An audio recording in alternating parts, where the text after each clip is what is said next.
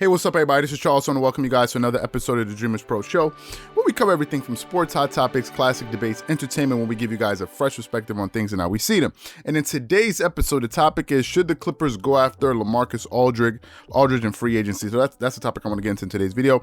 But before we get into that, I want you guys to please make sure you go ahead and hit the like button, hit the subscribe button, and hit the notification bell to be notified whenever we drop our content. Also, our Dreamerspro Max online sports community is available. We have a link in the description below. It's a place where you can go start basketball discussions, chat live during games, be able to interact with us after games go live so we can take each other's questions, consume original content that you're going to be able to get nowhere else, and so many other things. So if you guys are interested in that, be sure to check it out in the description below. Get 7 days of free access. I'm sure you guys are going to love it because right now people are really starting to jump in and the conversations are really starting to ramp up because now we're in the second half of the season, so you don't want to miss out on that. So make sure you check that out. Anyway, let me get into this topic. Let me get into this topic here. Excuse the sweater. The reason I'm wearing the sweater today is because I spilled some coffee on my regular shirt and I didn't have time to start looking for another shirt. So just bear with me. It's Friday, so I'm sure you guys will make an exception for me today. Anyway, let me get into the topic here. So y'all know that the Clippers have been looking for a point guard, right? They've been in the market for a point guard. I'd heard at one point that they were shopping Lou Williams. Then I heard about a day or two ago that he's off the trading block. They're no longer looking to move him. So there's been that news, and obviously after what happened last night in the game between the Clippers and the Warriors, you saw what happened to Patrick Beverley. So this has been an issue that they've been trying to address all season long, and I spoke to it just a few days ago about them addressing their point guard issues. But I also spoke about the fact that if they're not able to make any moves, I still thought that they would be able to come out of the West, given that some other teams don't make any drastic changes, like the Nets acquiring a James Harden. If something like that doesn't happen, then I think they still have a shot. I still think they have enough to come out of the Western Conference. Now, I spoke about the Clippers potentially getting out of the Western Conference, and ultimately, if they were to get out of the Western Conference, and ultimately if they were to face the Nets in the championship round, because I think in the Eastern Conference, the two teams people are kind of looking at are the Nets and the Philadelphia 76ers. But as I said during the live chat last night, the Milwaukee Bucks are starting to make up some ground. If I go and look at the NBA standings quickly, let me just quickly look at the Milwaukee Bucks. The Milwaukee Bucks have won 2 games in a row, and they've won 7 out of their last 10 games, and now they're the number 3 seed in the Eastern Conference. The number 3 seed in the Eastern Conference behind the Brooklyn Nets and the Philadelphia 76ers. So the Milwaukee Bucks are beginning to get their legs under them, so be on the lookout for them as well. But most of us are kind of looking at the Philadelphia 76ers. A lot of us expect the regular season MVP to come from the Philadelphia 76ers and Joel Embiid. So those are the 2 teams that we're kind of looking at. So I'm looking at a potential finals matchup. If the Clippers were to get out of the Western Conference, which is not a shoo-in right now, it's not a guarantee, but I'm just kind of fantasizing about it for a second. Assuming they get out of the Western Conference and they were to face the Brooklyn Nets, I had some thoughts about the Clippers and the Nets earlier in the season, because remember, they played each other twice. They played each other in very close games. The first game, it was close, but the Nets' big 3 just got hot in the last 2 to 3 minutes in the game, and then they just blew the doors off that game, although it was only a 4-point loss. Then the last game that they played against the Brooklyn Nets, and that bogus call that they had at the end of the game when they called the charge on Kawhi Leonard. But nevertheless, these 2 teams have matched up pretty closely. The Nets have won both games, but it's been very, very close by one or two possessions. Now, I thought after that second loss to the Nets, I was trying to figure out what exactly would the Clippers need to be able to compete with the Nets. Because listen, let's just face it, the Nets have the number 1 offense in the NBA. They're scoring well over 120 points per game. And I was trying to understand, can the Clippers beat them by trying to defend them, or would they have to outscore the Nets? And I thought that probably they would have to outscore the Nets, because the Nets' big 3, including KD when he's healthy, they're averaging above 80 points per game between those 3 guys. The Clippers currently, their 2 stars, their big 2, their 1-2 punch, Kawhi Leonard and Paul George are averaging around 50 points per game. Kawhi Leonard is averaging 27 points. Paul George is somewhere around 23, 24 points per game. So they're around 50 points per game, roughly.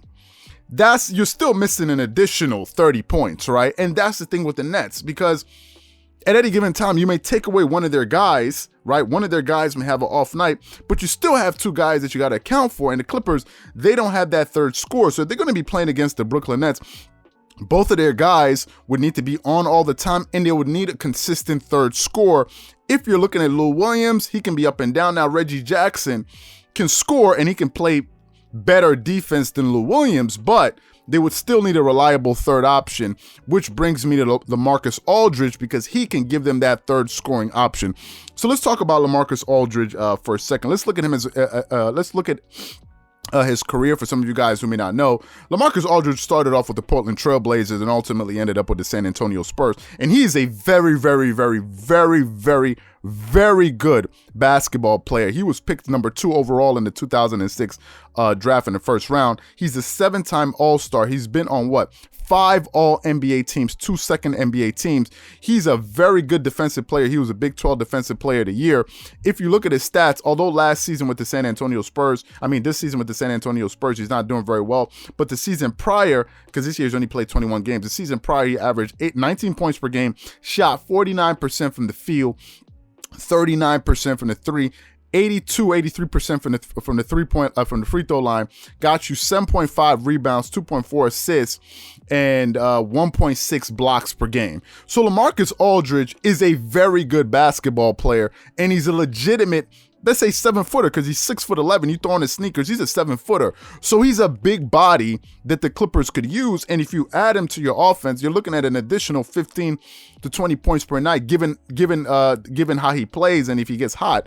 I think he would bolster the Clippers as far as giving them another offensive punch, but he would affect their rotation, because you're bringing a guy like this who's an all-star, right? I just think he was unhappy with his situation with the San Antonio Spurs, and Greg Popovich recently spoke about it. Say, listen, let the guy go and spread his wings. He understood that the guy needed to move on. But if you bring him in, and for example, and the Clippers wanted to insert him in their starting lineup, then Nicholas Batum moves to the bench, right? Because you're still going to have a point guard, whether it be Patrick Beverley, Reggie Jackson, whomever. Then you're going to have Kawhi at the 2, PG at the 3.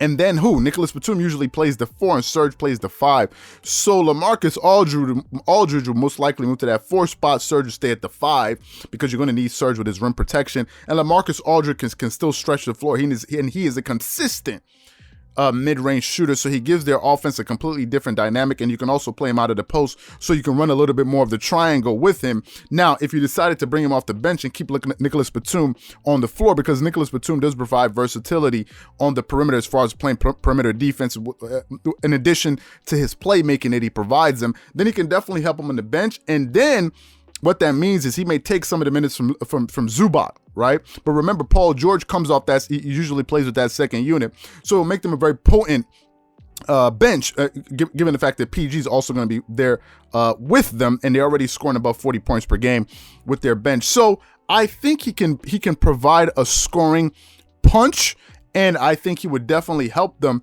in the playoffs, and if they were to end up matching up against the Brooklyn Nets, because let's just face it, that Brooklyn Nets team is an offensive juggernaut, and it's going to be very hard to stop that big 3.